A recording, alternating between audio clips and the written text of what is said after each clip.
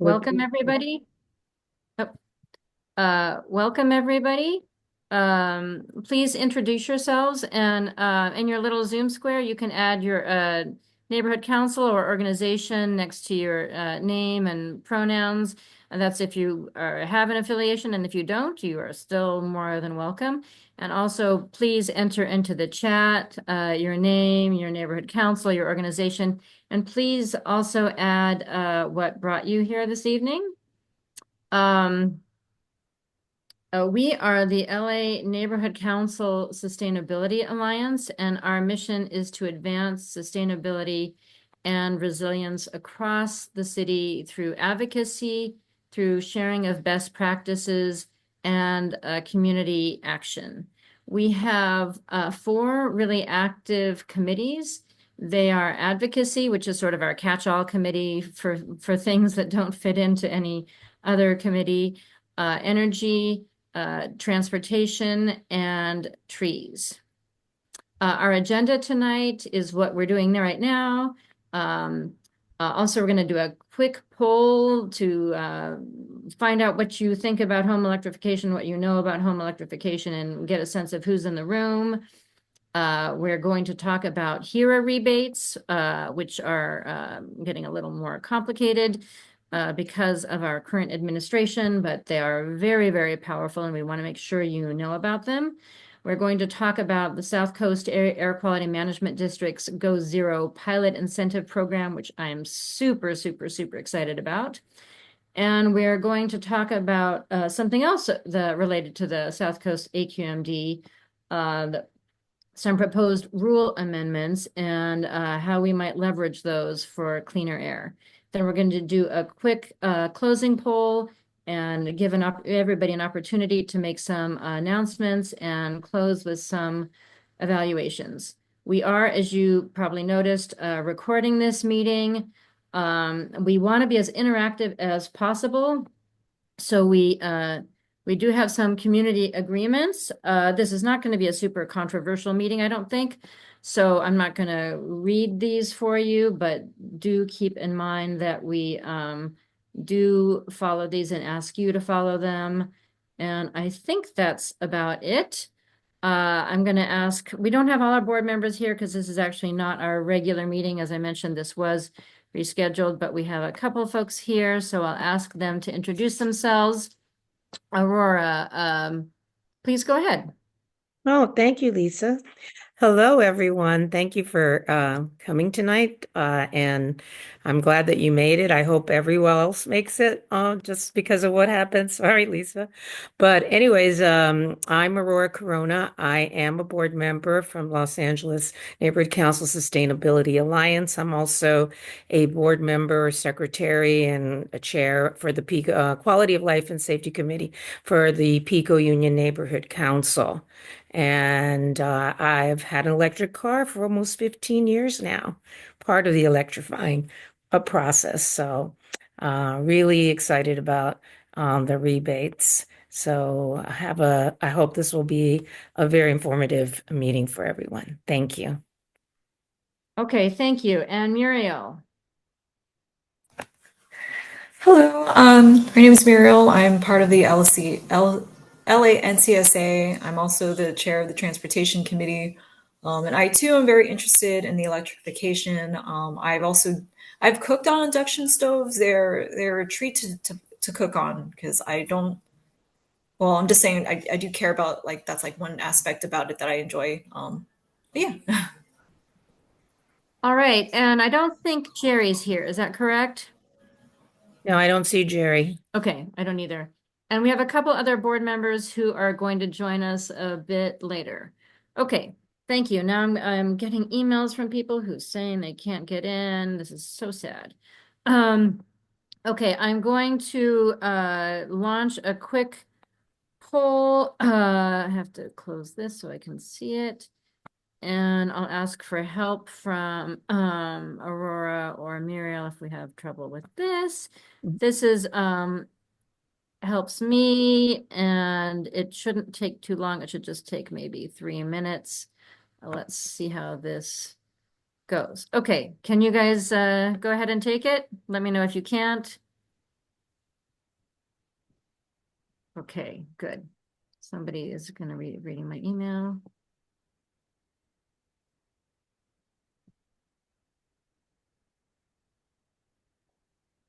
And you can hold up like an old-fashioned hand or something if you're done, and I'll kind of gauge that.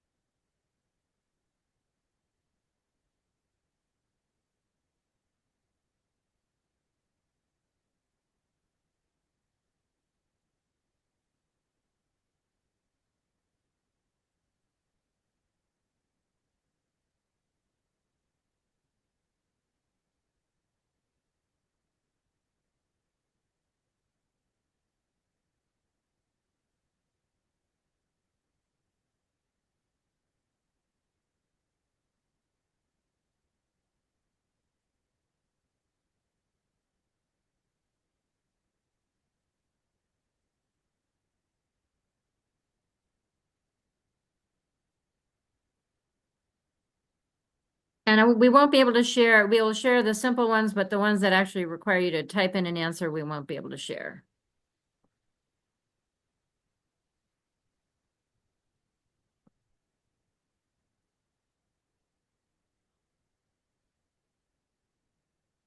Oh, and I forgot to introduce myself. I always do that.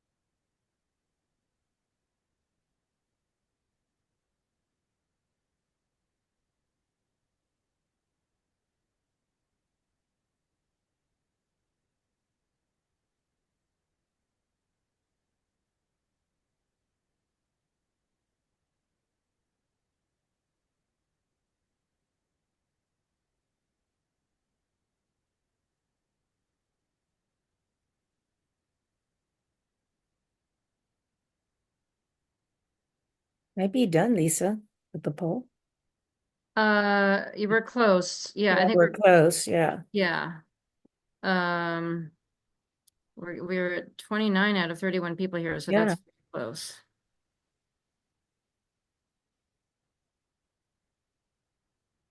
So I maybe I should stop.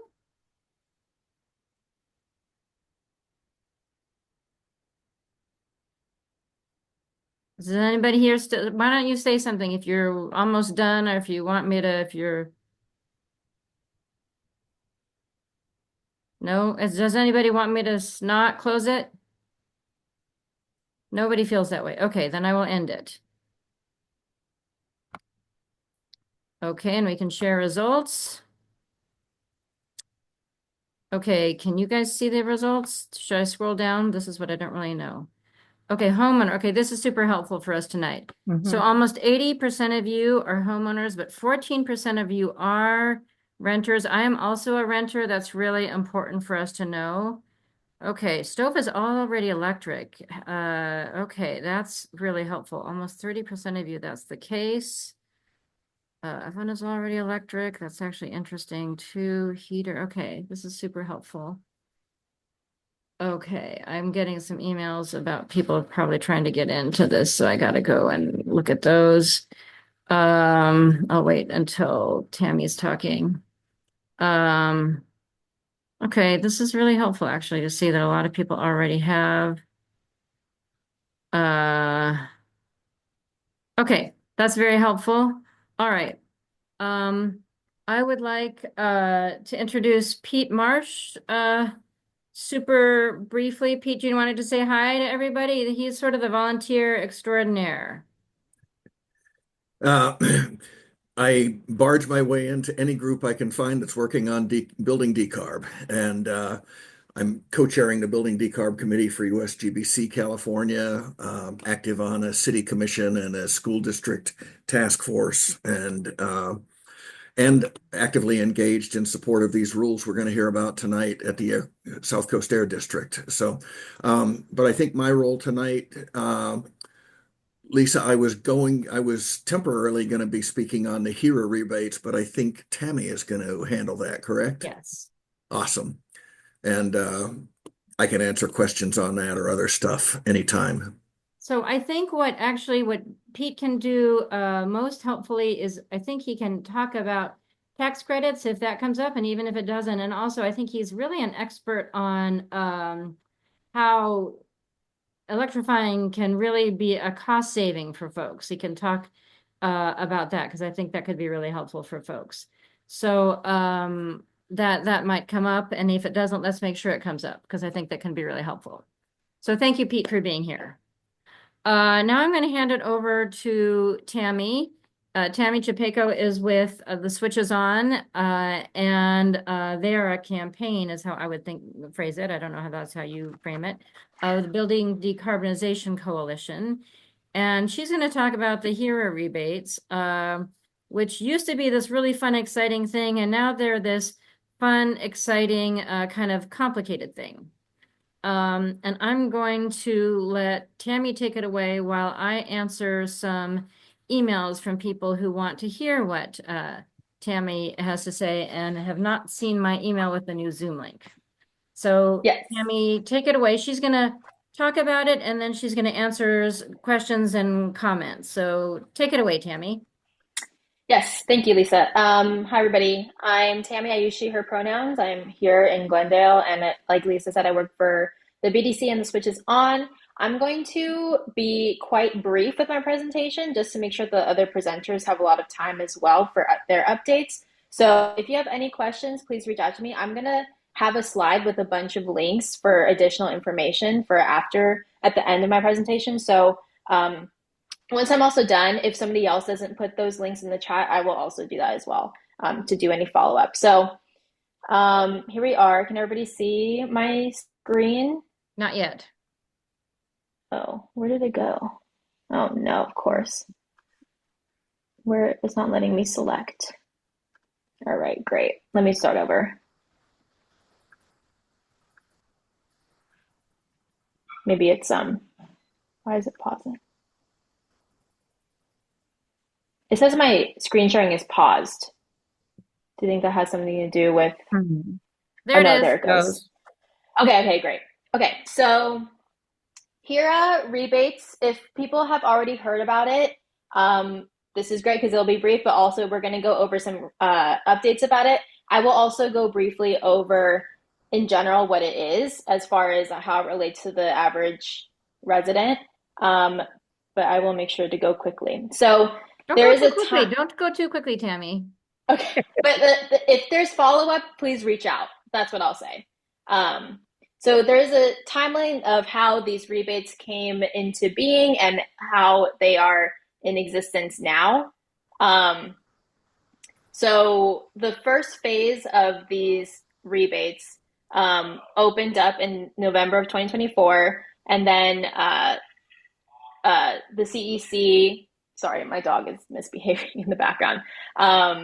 We'll just zoom ahead here. So what really applies to everyone today is that whether you've known about the HEEHRA rebates before and you were applying for it and you were hearing things in the news or from your network about them, is that they were in full-fledged, full motion, allowing a lot of folks to access these rebates in order to get heat pumps, heat pump water heater, heat pump dryers, and heat pump HVAC units into their homes quite successfully using certified contractors in order to get them installed.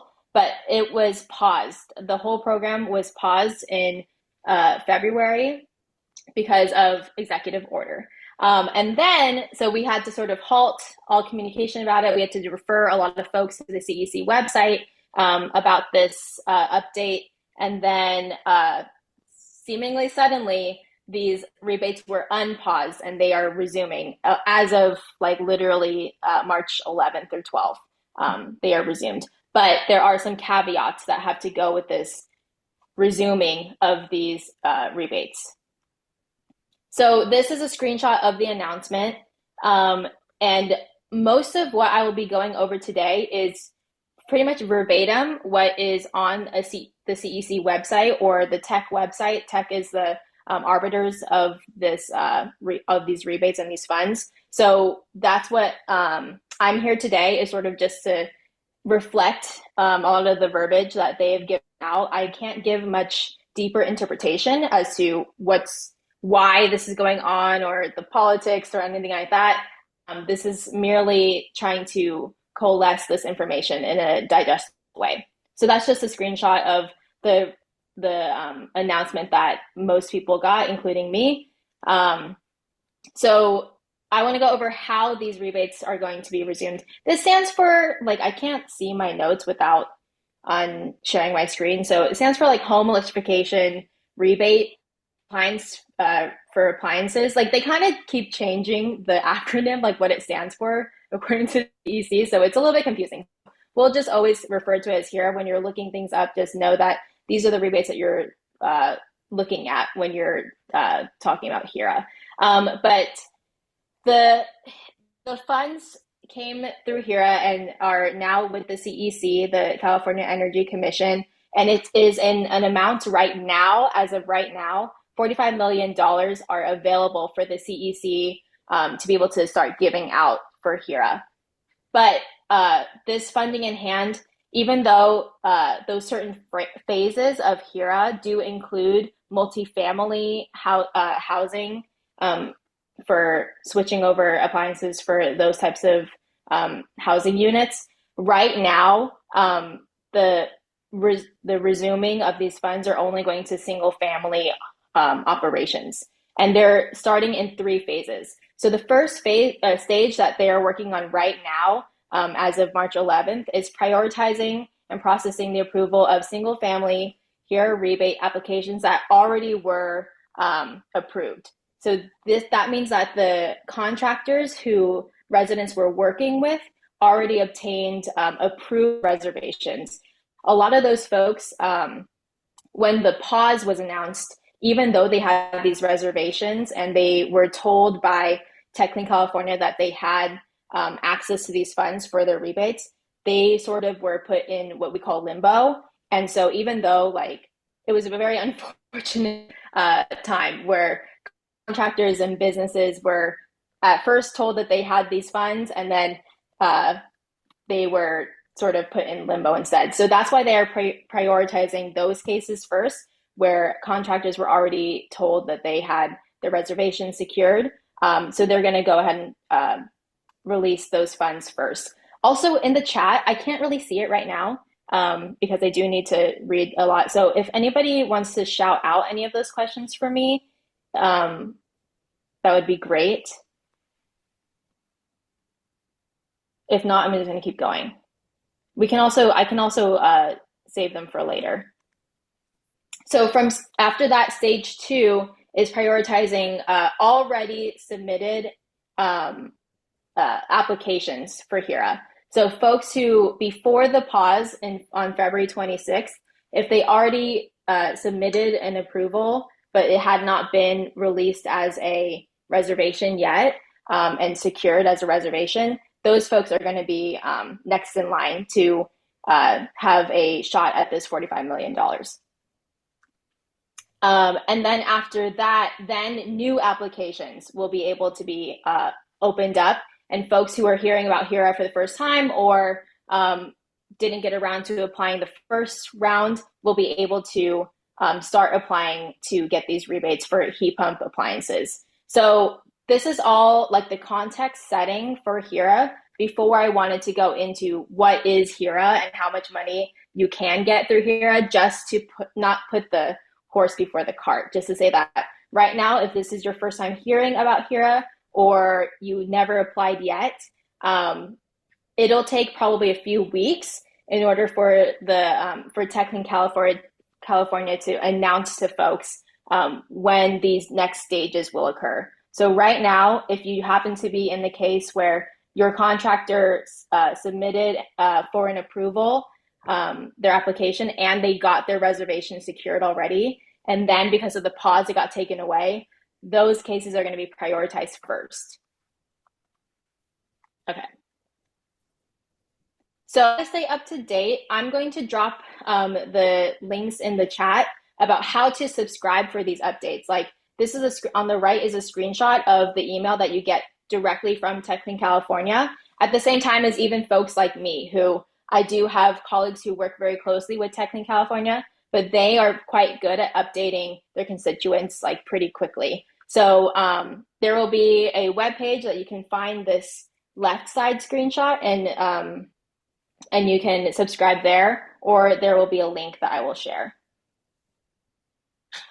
Some great resources out there for just the basic knowledge of what HEEHRA is one from the sustainability lines that Lisa has put up on their webpage here. It lays out exactly what type of funds are available and for whom, and how to start the process of applying. So for single family households, and single family meaning that if you live in a unit owned by one entity, that there are 4 or fewer units in there, or households. No, it's like units. Yeah, units. That is still considered single family. So for those cases, or just an average single family home, there's up to $4,000 available to you if your income falls in between the 80% and 150% of the area median income, and then $8,000 for households below 80% of the area median income. So one way you can check that, the best way to check that is to go to the links that Lisa had laid out on this webpage. That if I have time and if people want, I can also go to those. I have tabs open if we want to go to this webpage right here of how to verify your income. And then for multifamily properties, which HEEHRA is available to, but right now, because of different phases, different stages, they're kind of they're focusing mainly on single family housing right now. But as soon as it does open up, multifamily properties are eligible for up to $14,000 of rebates. The property owner must be the one who applies and finds a contractor and does all the steps. But their property has to meet the criteria of at least 66% of the folks living in their units have to be at 80% or below of the area median income. And you can also check, it needs to be checked whether it's part of a disadvantaged community. And there's links here too. This is one great resource that is on the Sustainability Alliance website that, again, I will drop the link to. This is another one that says pretty much kind of the same information, but it's directly from TechLink California. It also has a lot of the same hyperlinks as Lisa's webpage, but it also has a few more next steps that I think, I just didn't fit in the screenshot. So they're both quite helpful. They're very helpful as far as laying out the steps and the qualifications of how to apply and get these rebates. But I'll go to the next tab here. Hopefully, can somebody let me know if it's sharing the Yes. new? Okay, great. Yes. So this is one of the hyperlinks where this is where you would go first. Your very first step is to go to this website, HEEHRA-incomeportal.com, just to see what bucket of funding or what tier of funding that you would be eligible for. So you'll see here right at the very top, it says income eligibility checks for HEEHRA rebates are not available at this time. So again, this is not the stage that is active right now. It's for new folks to be applying. But when it is time, if and when it is time, this would be the first step. So let's say we all live in Los Angeles and there's 4 people in like this is for a single family house.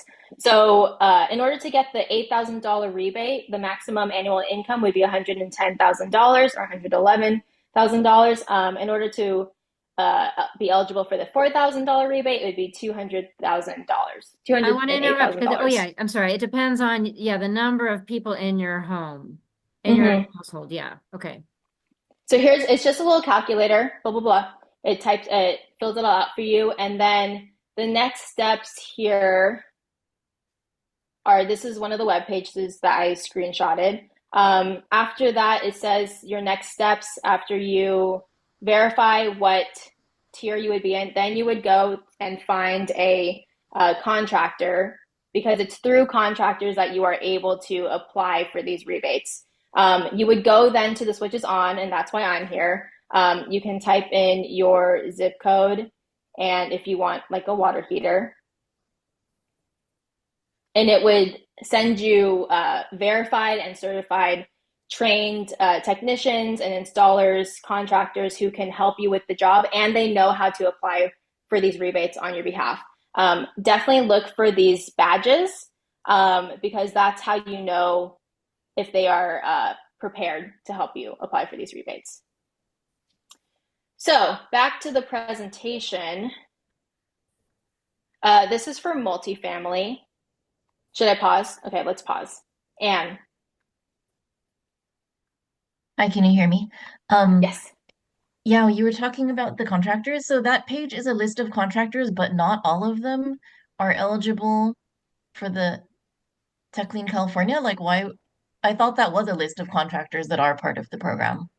Because there are other rebates on the switches on that you can find a contractor for. So there are other rebates. There's local rebates. There's other nonprofit organization rebates that you can apply for and work with a contractor for. But specifically for HEEHRA and TechLean California, you'll see that badge. Great question, though.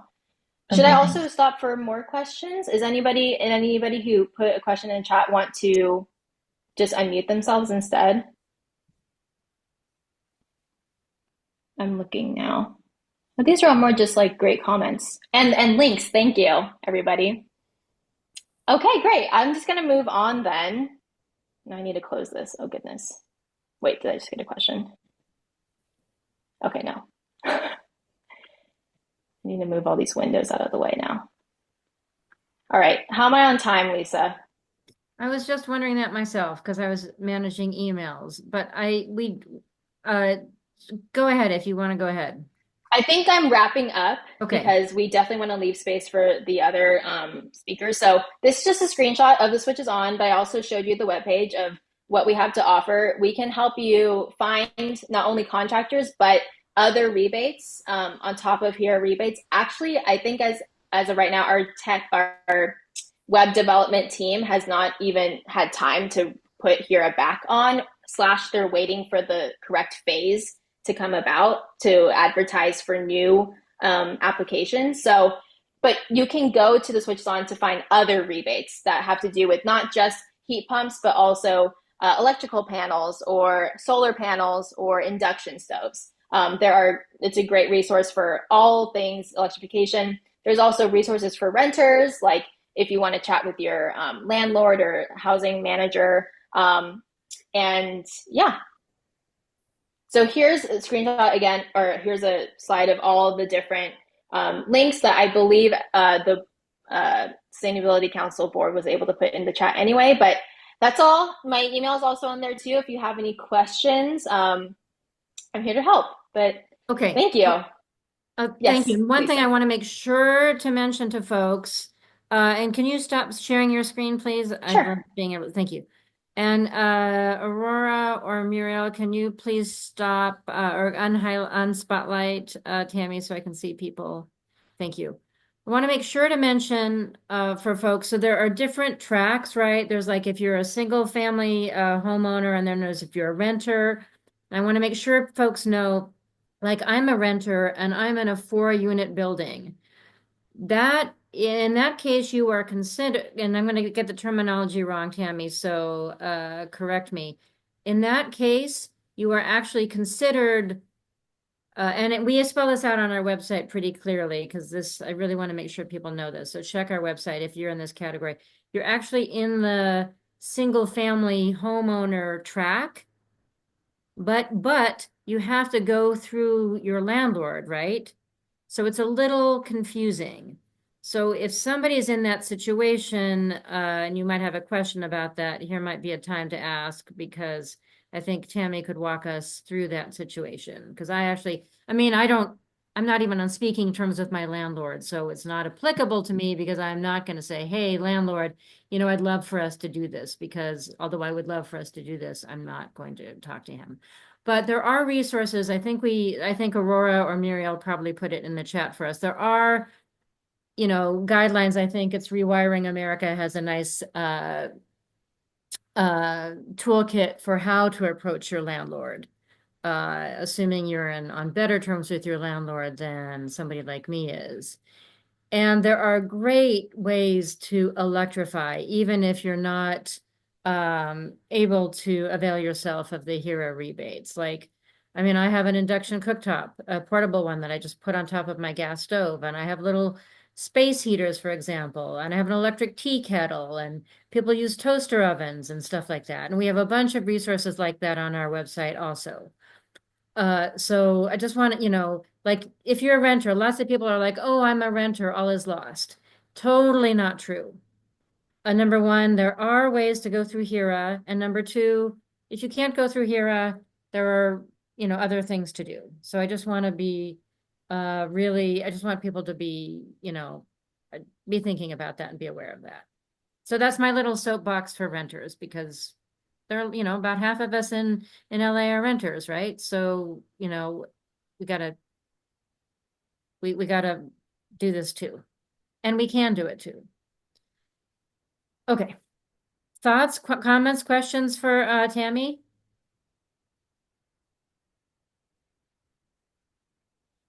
Does that mean that, wow, is that a good thing or a bad thing? I don't know what that means. Okay, thank God. Rosalie. I don't know if you mentioned it earlier, but can you get the HERA rebate and also apply for the federal credit? The tax credit? Yeah. Yeah. I think things are often very stackable. That's one thing I should have mentioned. Of course, HERA is on pause, sorry, it's not on pause.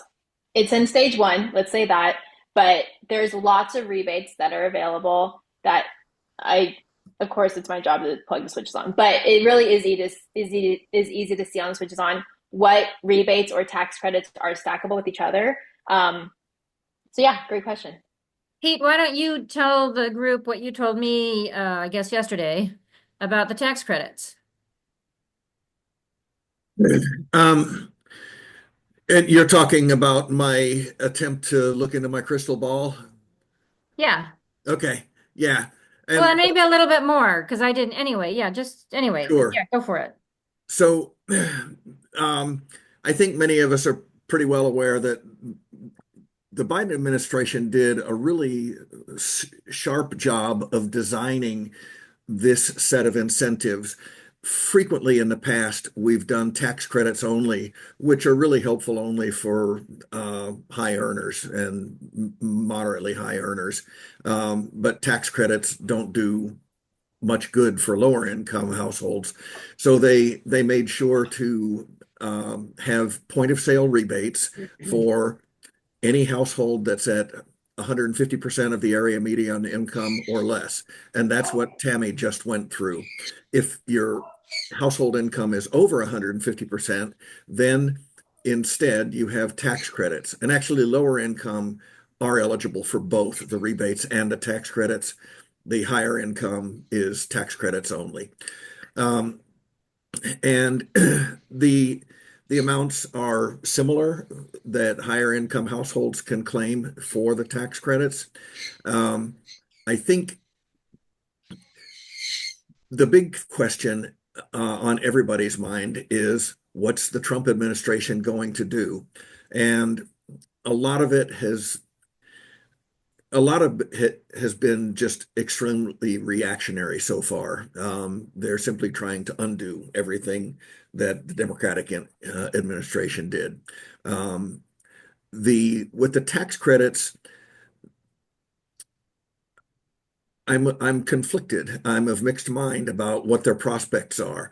On the one hand, that's a place where the administration could fairly easily on its own simply slow roll or deny tax credits, as they've done with some other things, with the sort of unitary executive theory approach.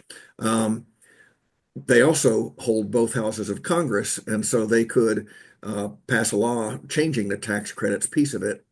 The good news there is, in the House of Representatives, a year ago, there were 15 House Republicans who wrote a letter to, I think then, Speaker Mike Johnson, asking that he protect the tax credits because they were doing good things for manufacturing and industry and jobs in those 15 Republicans' districts. Since then, that list has grown to 18 and now 21 House Republicans who recently wrote a letter to President Trump saying, please protect the tax credits in the IRA. So we'll see if that's enough to sway. That's enough Republicans to not approve any change in the law.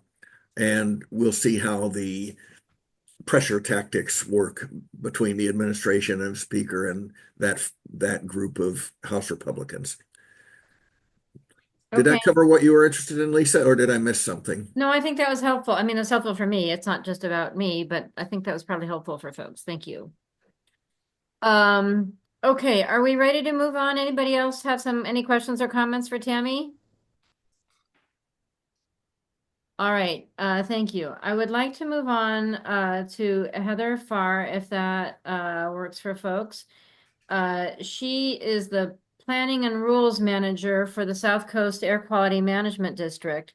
And she's going to talk about, it's her colleague who was not able to join us tonight, who is the impetus for this meeting, because I'm on the Environmental Justice Advisory Group for AQMD, and he was telling us about this very exciting program that she's going to talk to us about tonight. And I wanted to make sure that I could get the word out to as many people as possible about this program. So Heather, the floor is yours. Great. Thank you so much. And thank you for having me here tonight to talk about this program. Let me share my slides. Everybody's seeing them? Yes, they're not in presentation mode. Oh, no. Not yet. No, they're There we go.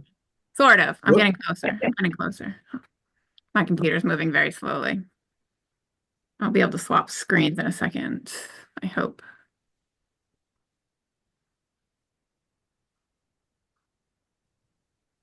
It's not letting me.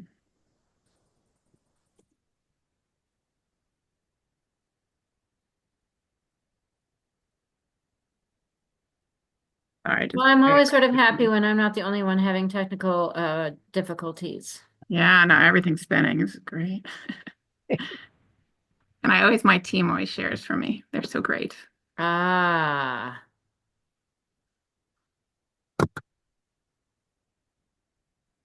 Yeah, the icon just, oh, no, here we go. All right. Working swimmingly now. Hold on.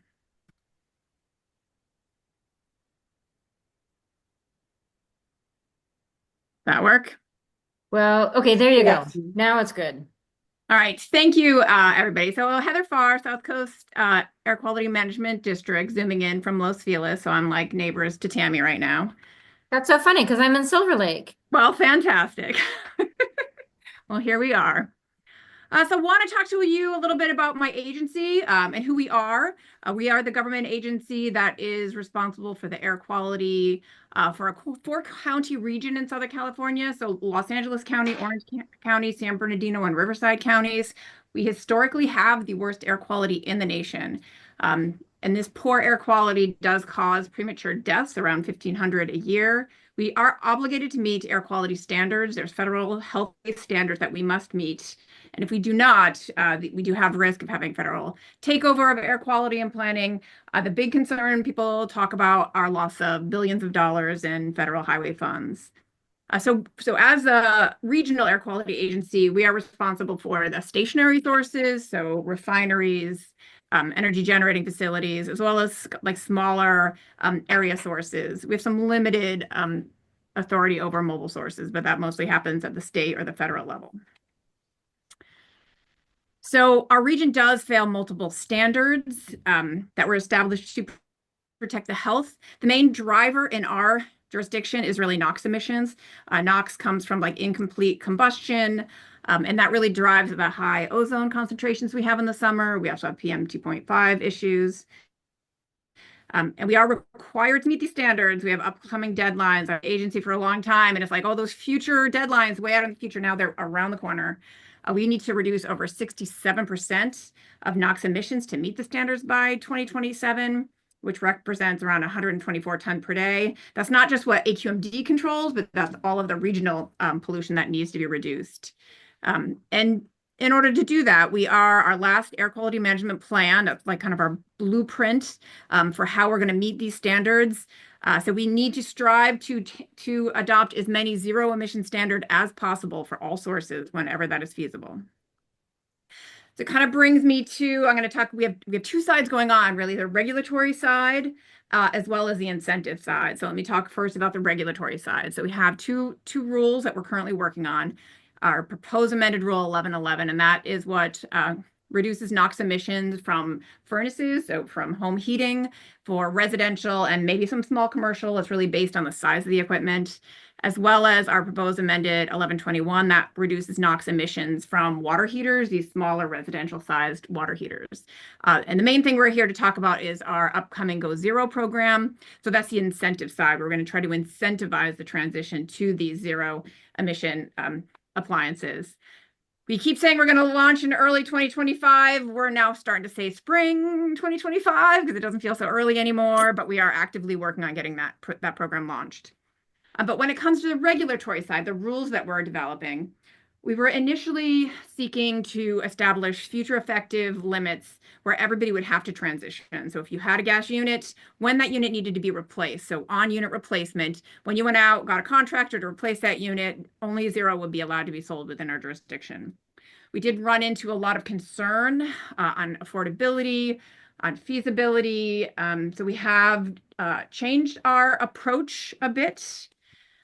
So instead of having just that straight future effective date that you have to transition to zero, we're allowing this, what we're calling an alternative compliance option, which will allow manufacturers to meet sales targets. So instead of having to sell all of their units at zero, starting in 2027, so not too long from now, the idea is they'll be able to still sell NOx emitting gas units, but then 30% of the units that are sold would have to be zero emission. And as we go forward in future effective, what we're calling phases, that ratio will change. So in 2029, the manufacturers are going to be required to sell 50-50 gas to electric. 2033, it would be 75% have to be zero emission. And 2036 and beyond, 90% would have to be zero emission units with 10% allowance for those NOx emitting units. And along with this manufacturer structure, this zero emission sales targets, we're also going to have a mitigation fee. So they'll have to charge a mitigation fee for all of the gas units that are sold within our jurisdiction. That we're establishing these sales targets not as a hard stop. They could sell over those mitigation fees, but then over those targets, but then they'd have to have a higher mitigation fee. So this is what we are thinking when it comes to mitigation fees. All of this is still a work in progress. It hasn't been adopted by our governing board, so it's all subject to change. But the idea is for every gas furnace that was sold, there'd be a $100 fee. For every gas water heater, there'd be a $50 fee with a $500 mitigation fee for any of those sold over the target. And we would have we're working on a discounted rate if they sell more zero emission units than the target. And the idea is we're going to collect these fees, and it's going to help us fund our Go Zero program, which will help us incentivize the transition. So instead of taking the strict regulatory approach, use those funds to really help transition to zero emission. So now I'm going to get to the Go Zero incentive program. Because we know for the majority of the cases, transitioning over to zero, cost is a barrier. That is the one thing that keeps people from making that transition. So we're launching a pilot program. It's initially funded with $21 million. We call it a pilot program. We're starting kind of on a small phase, and we're going to take lessons learned so we can make adjustments. Tech Clean California does the same thing. They start out with a certain structure, see how it goes, and make adjustments as we go. So that is our idea for this approach too. We're going to start out with rebates for space and water heating, so heat pump space and heat pump water heaters. We want us to focus 75% of that funding to overburdened communities, where really the cost to transition is, that's where we have the most concern over the affordability of these appliances. So we want to really target those communities. And we also are going to have a higher rebate amount. So if you're in one of those identified overburdened communities, you will have a higher amount available. And then again, take lessons learned from the pilot and make some changes going forward.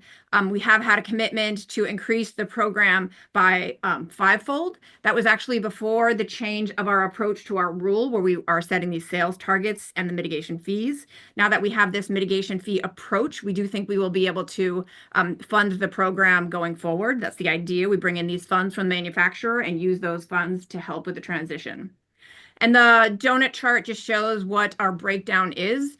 There's 5 pieces to our program. $9 million are set aside for single family rebates, $5 million for multifamily. We also are trying to target small businesses that need to transition to zero emission units as well. So we're putting $5 million there. And then there was also concerned about getting word out about this program. So we have $1 million set aside just to do outreach and application assistance. We talked about stacking these programs. There's many different programs out there. We want to be able to help people to do that stacking. We kept talking about having this like one-stop shop, one place where you can go and it would all seamless, one application, you get it all. I don't think we can quite get there, but we do have money set aside, and we have a third-party contractor that is going to help with individuals trying to get those other funds to stack on top of our rebate. And then we want to do installer training. This is another concern that we heard. Heat pumps are a little different. Not everybody knows how to install them. So we're going to do installer training in each of our 4 counties to really try to bring the workforce up to speed when it comes to these newer technologies.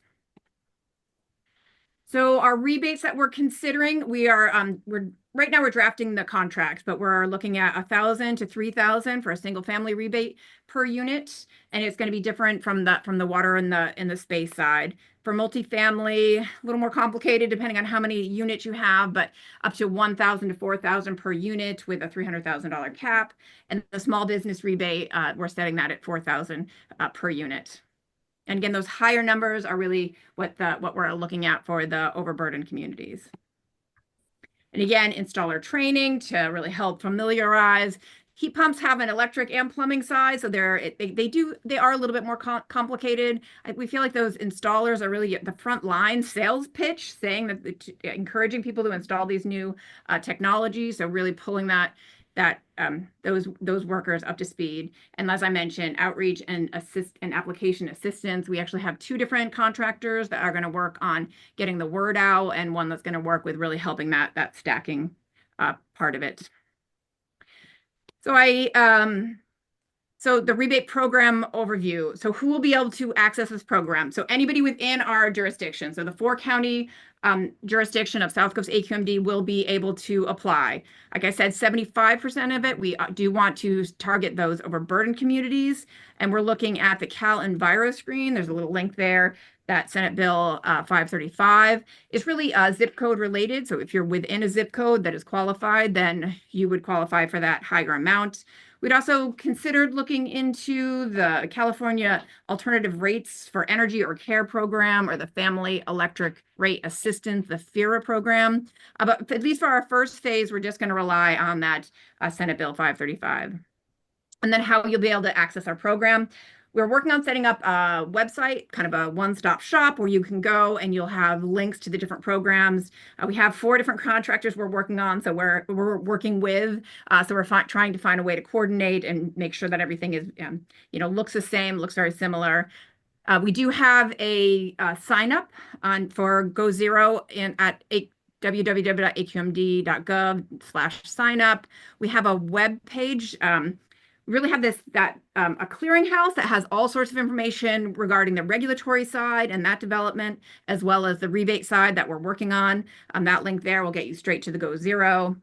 And we have I'm sorry, Heather, are you saying people can sign up now? No, you can sign up to get information, right? So when the program is launched, or we have any further information to that is just a newsletter sign up list. So you can sign up to get information. So we'll say like when the program is going to launch, and any information will come out through our subscriber lists. Okay. And then we are working with our contractors to establish those websites. So when the program's actually launched, where you can sign up and apply for those rebates. These rebates are a little bit different than like the Tech Clean California. They're not like the midstream. We don't work through the contractors. This is directly with the homeowners. The homeowners themselves, or the contractor, for the homeowner would apply for these, and they would come like after installation, proof of installation, then you would get a rebate.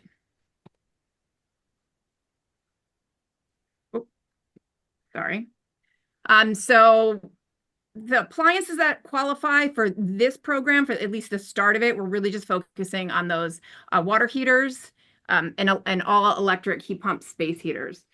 We're trying to have the rebate program really support the regulatory side. So we have our 2 rules that I talking about the residential size, space and water heaters transitioning to zero. We also have a larger water heater rule that was already adopted that has zero emission standards. So the idea is these incentive programs would really help support that regulatory push, try to get the early transition into these zero emission appliances.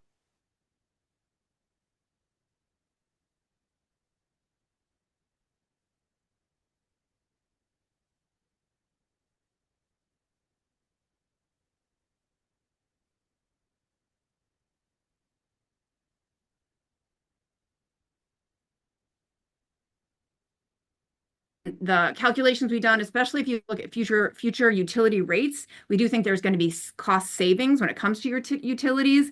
We've heard from many people that have converted to heat pumps that do see utility savings.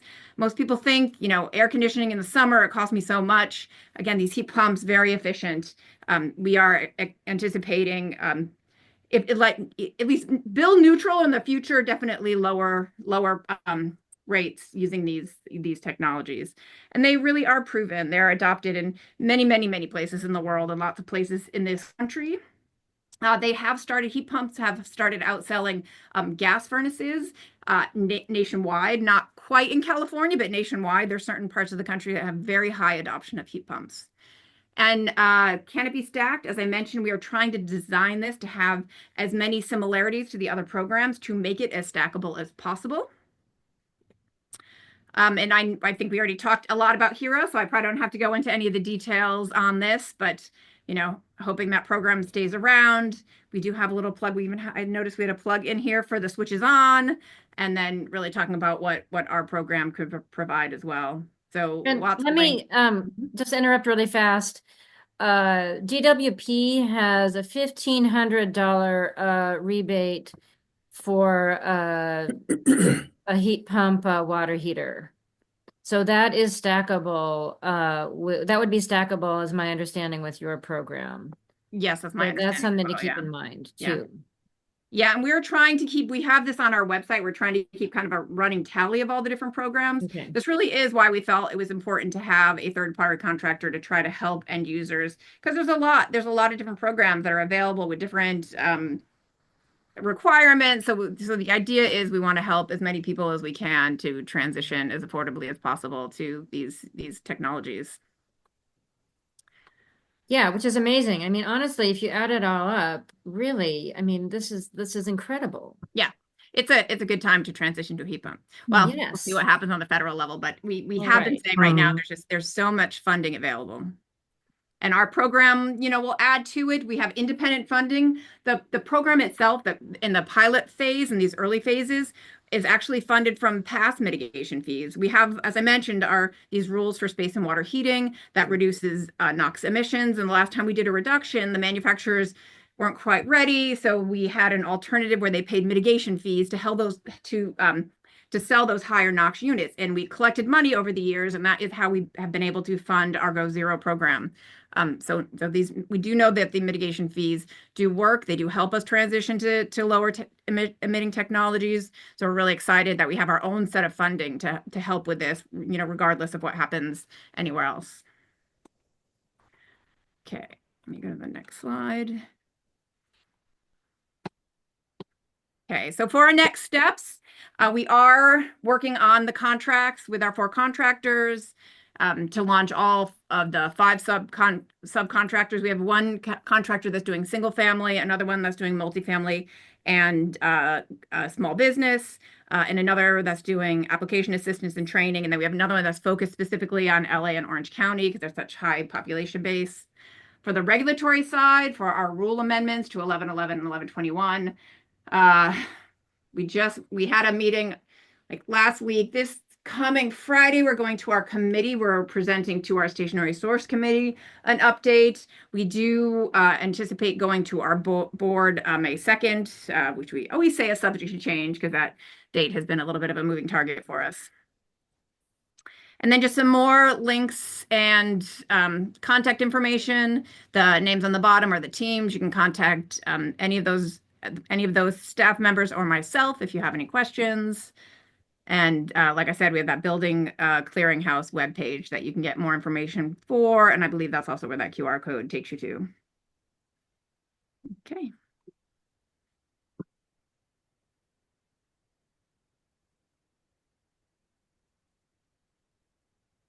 All right, thank you. Yeah, so that was a lot of information, but super exciting information.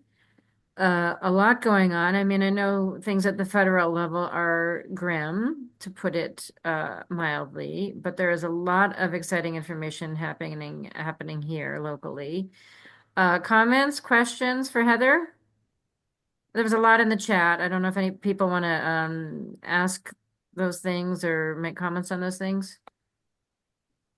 Did see a question about how to define overburdened community, and it really is that Senate Bill 535. If you go to that website, you can just enter a zip code, and it's really just a zip code based qualification. Polly, and please introduce yourself. I forgot to say that earlier, but please introduce yourself before you speak. And I still haven't introduced myself, so I'm not a good role model, am I? But go ahead, Polly. Okay. Thank you so much, both of the speakers, for all this information. It's fantastic. But as I look at it, I am the sustainability chair for an area of Los Angeles that's called Hancock Park. And so I would love to present some of this stuff or ask maybe you to speak or have our neighbors hear about this, except I'm fairly sure that Hancock Park is not in the whatever it was called, communities. So you're not considered an overburdened community. That I'm fairly sure of is correct. Yes. right. So when I look back at your chart 12, that says availability of incentive programs, I guess then we don't qualify for anything under HEEHRA. And then, but we should maybe qualify for the federal IRA, except for they may be going away. Then there's the Tech Clean California, the Comfortably California, the Golden State Rebates, and maybe the switch is on. I was just wondering, because as again, in my role as sustainability chair, what can I bring to my community that would be applicable to them? So the program at South Coast, while we are trying to get 75% of those funds into those overburdened areas, there still is 25% of it available to anybody within our region. And that is a pilot program, so we're going to see how it goes, right? If it turns out that we're not able to give that much funding away in those communities, we may end up changing that in the future. We'll see. Okay, and the other is the AQMD. I have a couple other questions. The AQMD gets funding from, because you said the federal rule, I thought, that said that we had pollution. But if the EPA takes away that federal rule, will you still have funding? So the funding that we have has been collected from the manufacturers who sell appliances into our jurisdiction. So we have the AQMD has NOx standards. We are just responsible for the local regional air quality. We have to clean up the air locally. And because of that, and because we have historically the worst air quality in the nation, we tend to have the lowest and the strictest standards. So when we lowered limits for those appliances, it was from a 40 nanogram per joule standard to 14. Manufacturer paid to be able to sell those higher emitting units. And we collected those funds. Those are the funds that we're using for these rebates. So we will still have limits. We will still have NOx limits. We still have air quality standards that we have to meet, both California standards and federal standards. God, terrific. Yeah, and Polly. Well, I don't know if I'm allowed to ask a third question. Or should I wait? Let me wait for other people. Well, you know what? There aren't any other, which is a little disturbing to me, but there aren't any others, so go for it. Okay, the other is a slight non sequitur, which is the AQMD used to give rebates for professional gardeners to hand in their gasoline powered equipment. And I haven't looked, it's my mistake because I haven't looked on your website, but do you still offer those rebates? I think Polly has birds. In case you guys are we wondering what the noise is, Polly has birds. Yeah, sorry. I do believe our lawn equipment program is still in effect and it's still active. So yeah, that's you can go in and you can exchange your lawn equipment for zero emission lawn equipment. We have a board member who's very, very pro zero emission lawn equipment. We just had a tech showcase in our parking lot, and there was some really cool equipment out there, including a heat pump water heater. And Polly is now muted. Tami, you wanted to say something. Yeah, I was just gonna say for HEEHRA, it sounds like folks will not be income qualified in order to get some of the larger chunks of money. But like Pete said, there are tax write-offs and tax breaks there. But as far as as the individuals are still free to go on to the switches on, and a lot of those rebates are not income qualified. They may be smaller than like $8,000 for a heat pump water heater, but there are still things available for sure. And it also just is a really great resource. Like some people were asking about finding electricians or plumbers and things like that. Just to do a search about folks who are trained and certified and how to, and we like to say that they won't sell you back on gas because they've gone through all ththese trainings and they should be quite well informed themselves about the pros of switching over to all electric. So it is just a great resource for people who are just want to learn more or are ready to look into incentives and get into those next steps. But Pete, if you want to speak more into reiterate a bit of what you're talking about earlier. But if not, it Well, might be actually, I okay. think we should move on to Fernando. Yeah. Because I did tell the speakers that I would try to wrap you folks up at 8, and I know we got a late start because of our glitches, but um, let's move on to Fernando, who I invited to speak about the rules that Heather was talking about. It's been really interesting watching this process. I will not try to explain it because I will get it wrong. So I will just let Fernando Gaytan, who's with Earthjustice, talk about, from his perspective, the proposed rule amendments, and then, or amendment, I'm not even sure which is correct. And then I will also let Heather chime in if she would like to do so. So I'll stop talking and give Fernando the floor. Thank you so much. Thank you for bringing us together. Fernando Gaytan, I'm a senior attorney with Earthjustice out of our LA office, along with Pete, who is not just a volunteer. I have to say he's probably the Jedi of all things zero emissions, appliance standards. We very much appreciate working in coalition with Pete. We've been working together also with South Coast staff to try to improve these rules. And there's a couple of key, I think Heather did a great job of running through where the rules are now and how they've changed over time. I'm especially grateful to Heather and her team for spending so much time with us, listening to not just us, but all constituents to kind of figure out how to make these rules work. So I do want to uplift that and express my gratitude. And I want to point out three things about these rules. The rules are not new. One, we know that. We heard that from Heather. These are updates to existing rules that essentially bring us from low NOx heaters and furnaces, water heaters and furnaces, and get us to zero emissions, which is the next logical step in our quest to really clean up our air and clean up these appliances. They're not a mandate. So this is not going to require homeowners or apartment dwellers or tenants to rip out what they have now and replace it tomorrow. Despite what you may hear on the other side, a lot of opponents have been putting up a lot of misinformation about what these rules do and don't do. And to Heather's credit and the team, they've been doing a really good job of countering that message by presenting the actual facts. And then three, these rules are a real serious compromise already. So the staff have been working on this rule for almost 2 years now, and we've certainly weighed in with our ask. What you see today is not what we wanted to see initially, but we realize that it's a compromise and that there's a lot of give and take and listening to multiple constituents. And so the current version of the rule already reflects several compromises. By last count, something like 18 different changes that have been made, all that were designed to either provide exceptions, flexibility, look at special cases, longer timelines, perhaps for certain configurations. And what originally began as a powerful rule that would have been capable of eliminating about 10 tons of NOx per day when it was all fully implemented. It has been weakened because of these compromises. I mean, we were now 40% down, so we're estimating 6 tons of NOx per day from these rules.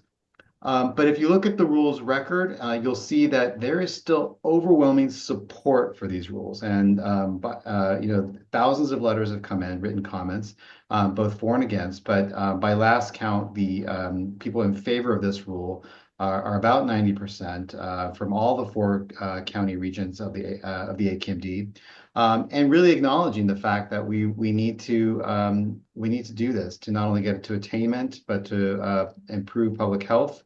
There are a lot of comments about just the feasibility, folks' own personal experiences, switching to zero emissions appliances, the efficiency that was mentioned earlier that folks get. All of that is wrapped up into these comments that are supportive. However, so Heather's heard this from us, and I'm speaking for Earthjustice now, not for AQMD. And I appreciate that Heather's still willing to listen to us. And as you heard from Heather, the rule is still in the rulemaking phase and is moving forward. It's going to be before the governing board in May. And between now and then, there's some committee meetings for the board to consider some of the nuances of the rule.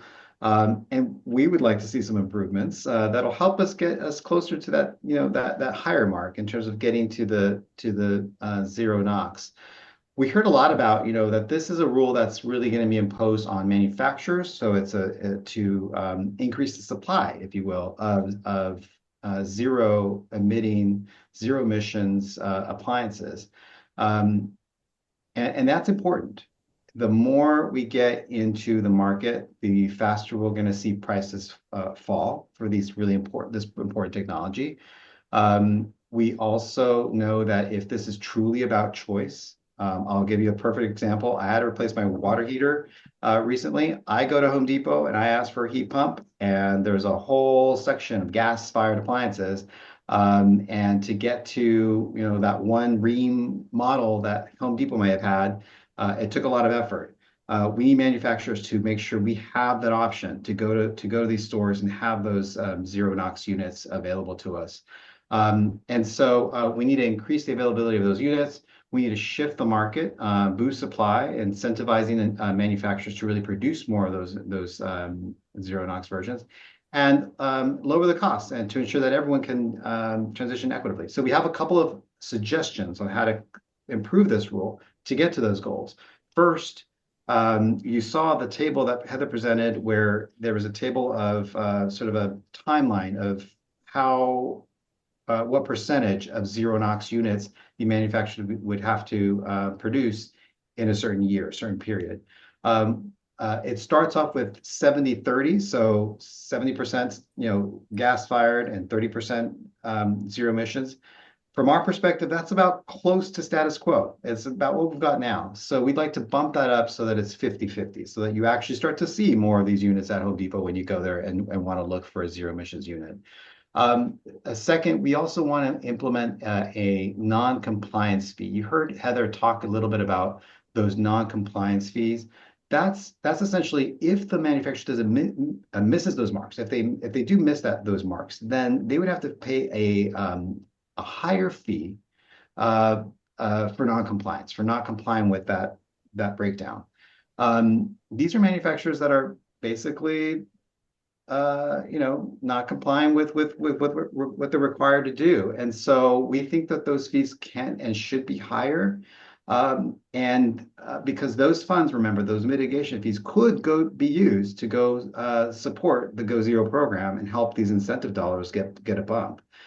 So if that's going to be the case, then we need those to be higher, but we suggest it to be tiered to the level of noncompliance, so that it's not just a yearly sort of incremental approach to the noncompliance fee, but it's actually every year. If you go above a certain mark, say it could be $500 noncompliance between 1% and 10% of noncompliance. But if you bump it up to 20% noncompliance, so you're going way higher than what you were supposed to on gas-fired units, then that fee starts to go up. And so we suggested a tiered approach to that, so that we actually catalyze the types of change we need to see at the manufacturer side.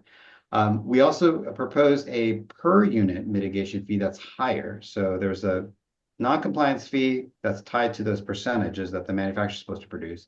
And then there's the per unit fee. So this is an alternative compliance option for manufacturers. They could choose to produce NOx emitting units, but we have to recognize that that choice to manufacture those NOx emitting units has a consequence. It has a consequence in terms of the cost it externalizes to the rest of us in terms of NOx pollution that causes health consequences. So we want that fee to be closer to that true cost of that NOx emissions, and have it be higher. There is an argument that we've heard that we don't want that to be too high, or because it's going to get passed on to the consumer. We just certainly don't want to do that. But there's a way to structure this fee so that it really is on the manufacturer that complies and incentivizes them to go beyond compliance and produce more zero NOx units to avoid those fees altogether. And so we really do think that in order to create that catalyst, but also produce enough funds to help support Go Zero, those funds need to be kicked up and reflect the true cost of emissions. And we've calculated that based on South Coast's own numbers. And so from our evaluation of the staff report, it comes to about $950 per water heater in terms of what it would cost the NOx emissions, and $3,300 for residential central furnaces. So, we got it bumped up with that fee, so it's close to that mark. And then finally, there's a bit in there about a discounted mitigation fee for those who over comply, and we just don't think that's necessary. I think it's a kind of a loophole that delays full market transformation. It also sort of has probably maybe the counter effect that if someone happens to hit their mark or goes a little bit over their mark in terms of zero emissions, they get to backslide by getting a cheaper rate for the gas units later. So we'd like to see that gone. We've suggested this to Heather, and I know that she's contemplating it. She's considering it. So is Mike Kraus, who works at AQMD. But if you don't mind, Lisa, I'm going to pause for a second. I'm going to turn it over to Pete because I know Pete has some suggestions on how you can get involved. I know Heather may not be able to tell you, let's let Pete tell you how you can get involved and participate in some of these important meetings that are coming up at AQMD. Yeah, sure. Well, while Fernando was talking, I put a note in the chat about exactly that, how folks can get involved. And Fernando and I both work with this coalition. That's the first link. Our website is to the Southern California Building Electrification Coalition. And Fernando's great outfit, Earthjustice, has an email form that has a template. We encourage you to customize it, make that your own. But please do communicate to these folks. I didn't put a deadline in there, and there is an important deadline coming up. This coming Thursday, March 20th, is the deadline for written comments on this rule. After that, the only comment will be available at upcoming board meetings. There are important board meetings coming up. The next meeting of the Stationary Sources Committee, which has jurisdiction over this, is this coming Friday, March 21st, and I will get a link into the chat for that. Done. I put that in there for you. But it's those are generally at 10:30 in the morning on the third Friday, and they're available either in person or by Zoom. There's a reasonably high likelihood that the Stationary Sources Committee will hear about this rule again on the third Friday in April. But then we're scheduled for the final vote by the board on May 2nd. And those the full board meetings start at 9 a.m. instead of 10:30. And you can attend any of those by either Zoom or by going to Diamond Bar in person and make your voice heard. And then Heather, I'd love to hear from you of course, I know the board ultimately makes the decision, but I guess it's you and Mike and your team who make the proposals to the board, I imagine. So how do you folks weigh those decisions? I haven't followed this issue as closely as I wish I'd been able to. Is it I suppose it's a little bit to some extent a numbers game in terms of how many people show up or what, but it sounds like obviously to some extent it's the quality of the proposals people like Fernando and Pete make. How does this work? So, we have our governing board who ultimately will make this decision. Super helpful to have people come and have their voices heard. We had our proposal that was on a strict mandate as, starting in 2029, everything was going to be required to go to zero. People were replacing their appliances. And we heard loud and clear from many different cities and many communities that that approach was not favored. Since then we did change our approach, and we have been hearing a lot of support So some of the support still for the original concept, preferring that original concept, but I think it really does help our board when they hear that this, a lot of the regulations that we do are on, larger facilities. We're, putting controls on refineries. This one is for our residents, it's for the homeowner. So there was really just a lot of concern for affordability. A lot of people saying this is not what I want. It's too hard. Going to electric, if you have a gas infrastructure, can come with additional costs. So I think having our board hear the voices of the people that do support it is very helpful. We always say we do a very iterative process. We do have a lot of public outreach. We talk to the community. We really do listen.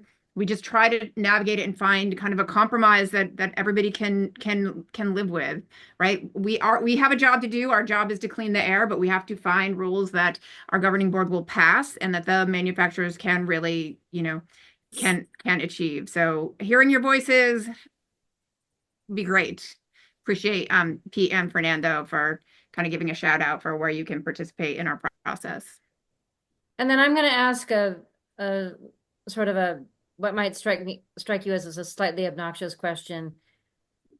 When I, and I mentioned this in some meeting you had a week or so ago, when I think about the cost, like when you think in dollars a sense of for example, the fires that we just had, which were, and science and common sense have told us that that the fires were made so extreme and severe because of the climate crisis.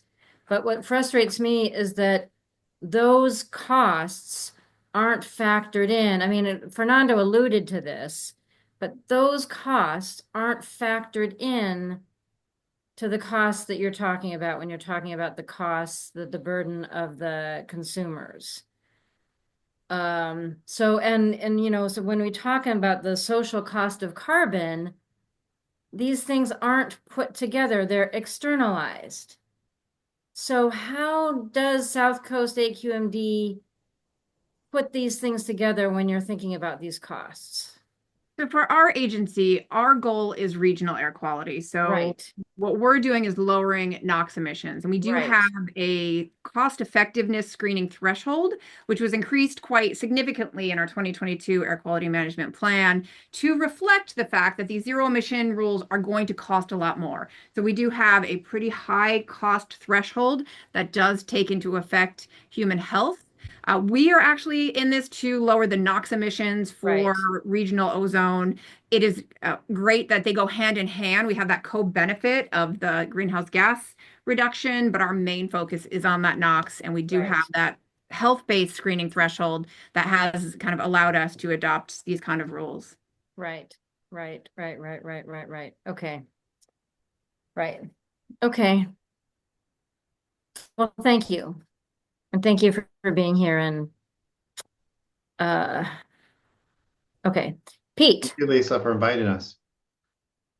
Well, thank you for being here, Fernando. And Pete, you have the I just wanted to highlight something I just dropped in the chat, which is it's very common for us all to be nervous about something that's new. And we hear a lot about, oh my gosh, this is going to be unaffordable. It'll bankrupt us. There have been op-eds in newspapers about it's being ruinous for a household. And opponents come and talk at board meetings and committee meetings about tens of thousands of dollars to upgrade these equipments, replace main breaker panels, et cetera.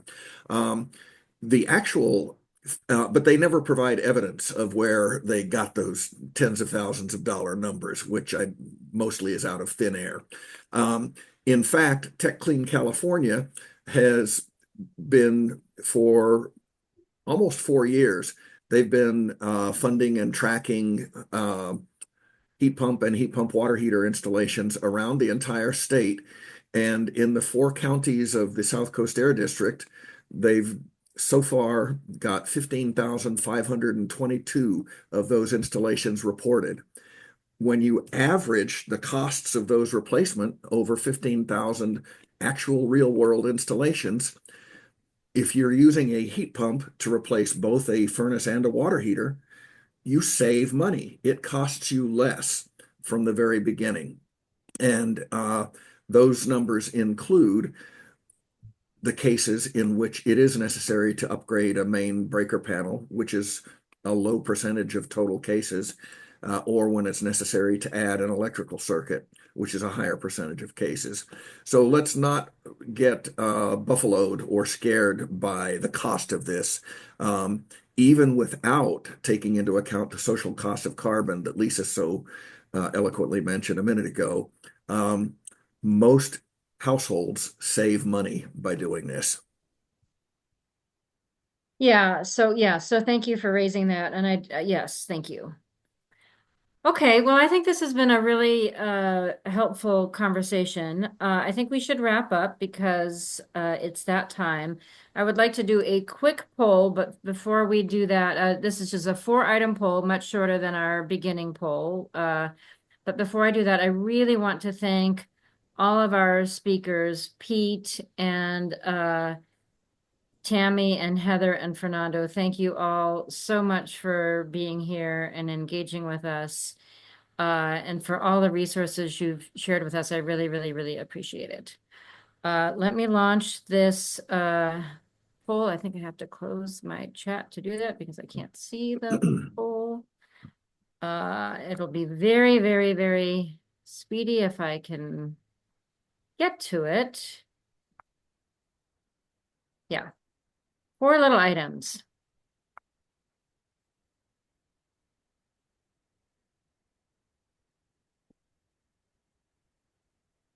And then we'll just have any announcements anybody wants to make, and make sure you do the eval and any follow-up questions or comments anybody has.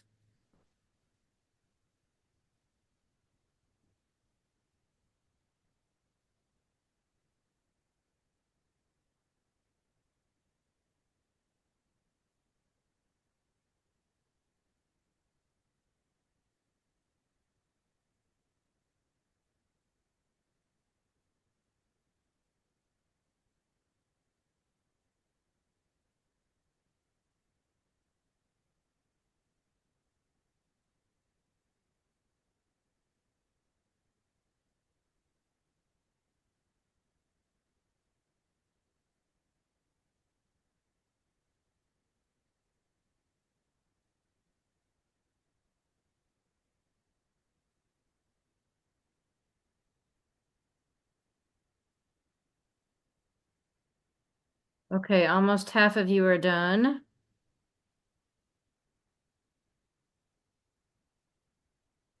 Okay, more than half of you are done.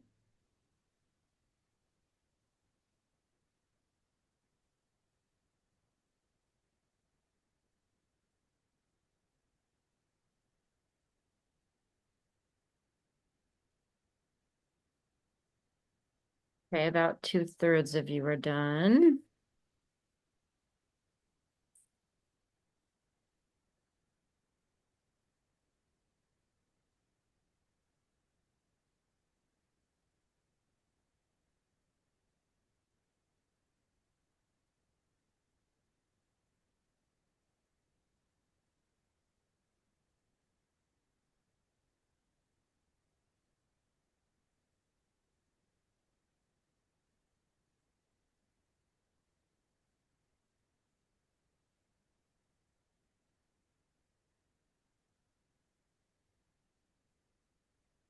Okay, it's slowing down, so maybe this is all I'm getting. It's very possible. Can anybody shout out if you want to, if you want a little more time? Nobody wants more time. Oh, people are still finishing though.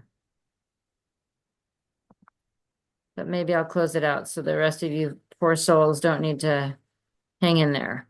Okay, I'll end it and share the responses if there's anything interesting to be shared.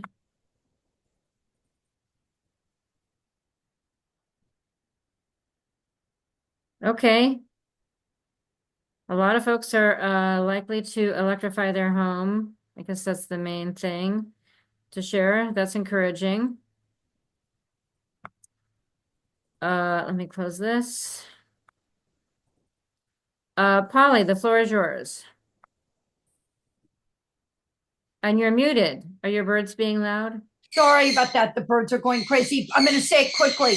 Is Pete, the answer you gave about the RMI study, that it was cheaper to put in a heat pump if you're doing both a gas heater and AC, does that depend on getting the rebates, or does it depend on the price of electricity, like whether you're with LA Department of Water and Power or maybe PG&E or whatever? Right.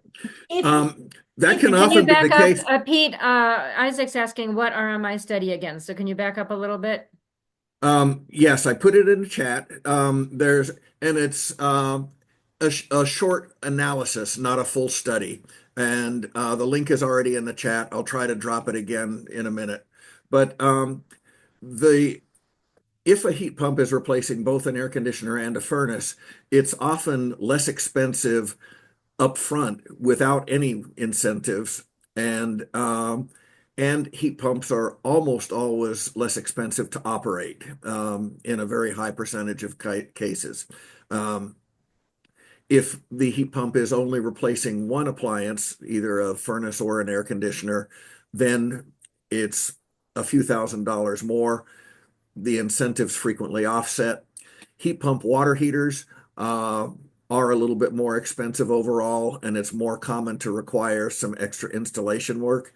So the incentives are necessary to attain CapEx parity, the capital expense. Thank you. Thank you. Thank you. Any other comments or questions, anybody? I do have one. Is if they're going to show chart 5, why don't you guys show this data about the costs and in chart 5 and say that right away it's already equal in cost, like as Pete just said, and as time moves forward, the zero NOx emission units are going to be cheaper, so that you're not penalizing people. You're giving them the cheaper technology that will also, why not put costs right into page 5 or whatever? Because they're always talking about costs. And if there isn't really any substantive reason for that, and it's just people's fear of change, if you address costs up front, it might, I don't know, maybe it would make it easier. That's all. I wanted to thank everybody. Terrific talks.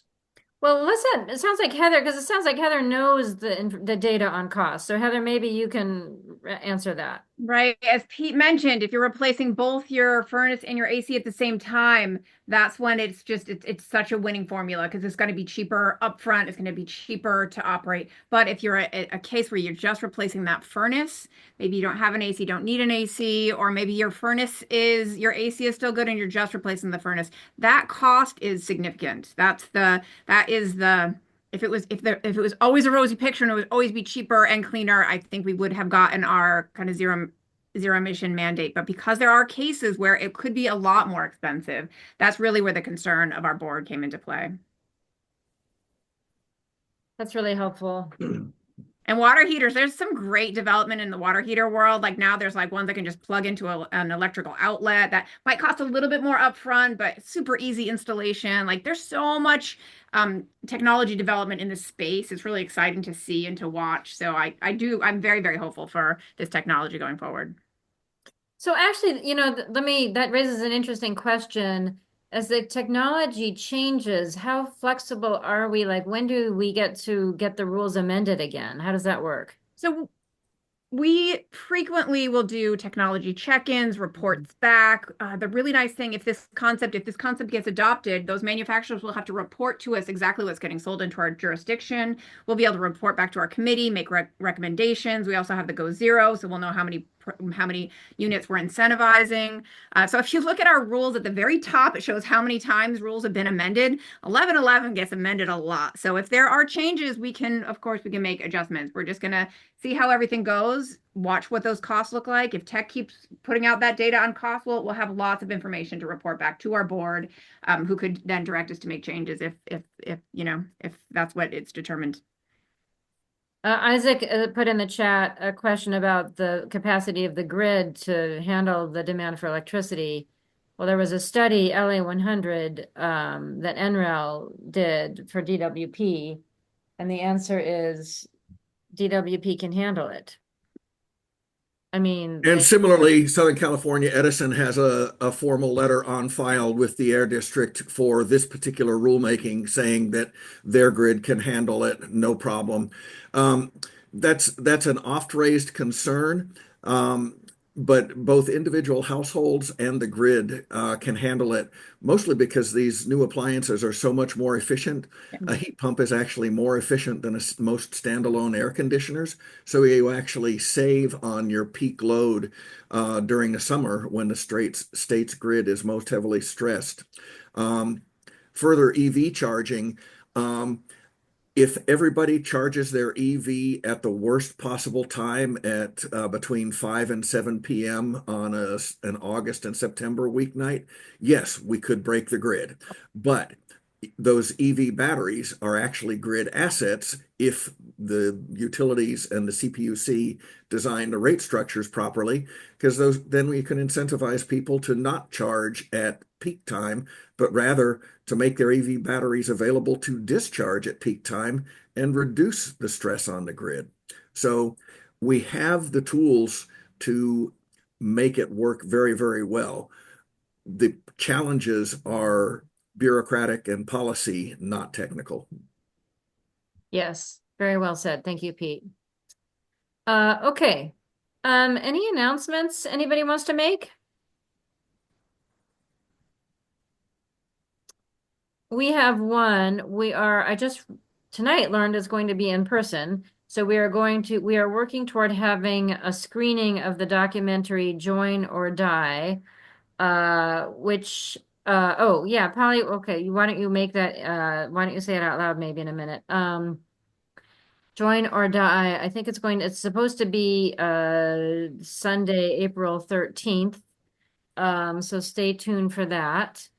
That will be our April meeting.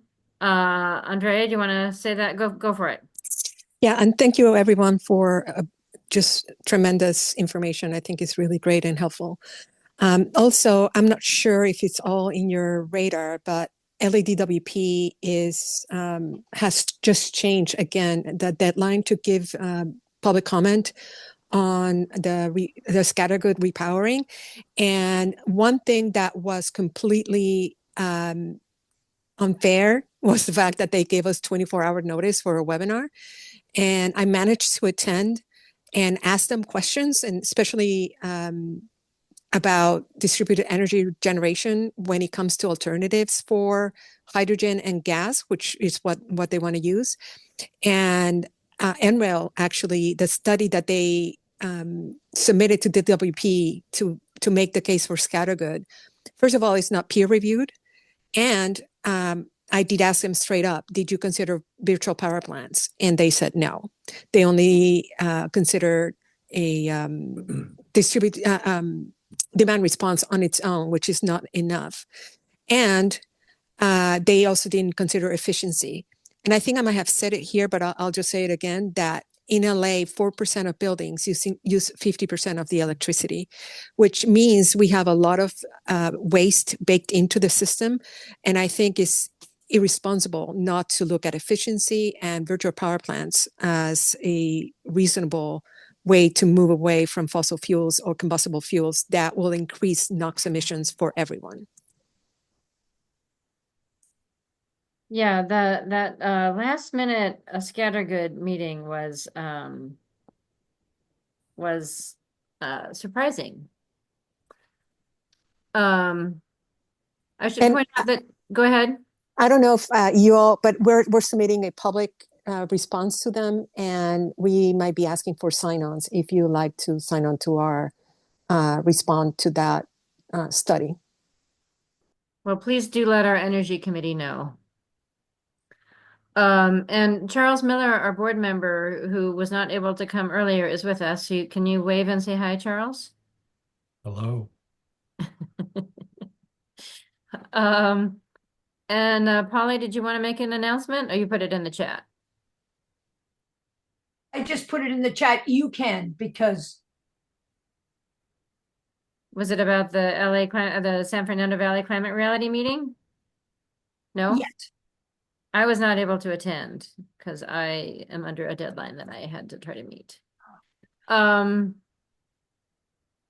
Okay, well, we might be done. I knew we might finish early, which is very unusual for us. But thank you, everybody. I'm so sorry that probably about half the group did not make the meeting, but I'm glad that all of you folks were able to make it. Tami, go for it. Yeah, for me, I'm able to make my slide deck available to you, Lisa. Are you able to then send it out to folks? What I'll do is I'll put it on, what I do is I'll post it on our event page. And then for our April email, I'll send it out to everybody. Thank So you. that would be fantastic. I'd really appreciate that, Tami. And yeah, I will, this is recorded and so I'll get it to everybody. So everybody who RSVP'd is now on our email list, and so they'll be able to see it. It's not the same thing, but it's as close as we can get. Go for it, Polly. Just a question. Could you repeat what you said about the April meeting? Well, we're still working it out, but I think we're going to have an in-person screening of the documentary Join or Die, which is really about needing community. And some of our board watched it and thought it would be very compelling. And kind of particularly compelling at this time in our country's, what do we call it? In our country's, I don't know what to call it. Development is not the right word. In our country's, I don't know, fill in the blank. Dire circumstances. Dire circumstances. There you go. Perfect. That's what I was going for. Yes, that. All right. Well, thank you. Thank you everybody for joining. And to be continued, and please electrify and reach out. Earthquake on the west side now. Oh my gosh. Okay. Ah, fun, fun, fun. Take care. Be safe, to be continued, and please electrify. Good night. Thank you. Hey, Lisa. Thank you. Yes. Thank you. Lisa, could you please save the chat and email it to me because I'm on my Yes. phone. Thank you. I'm gonna try to save it right now if I can, but sometimes what I'll probably have to do is, can you, or are you stop recording? Hold on. Trying to, hold on. There it is. Hold on. Stop.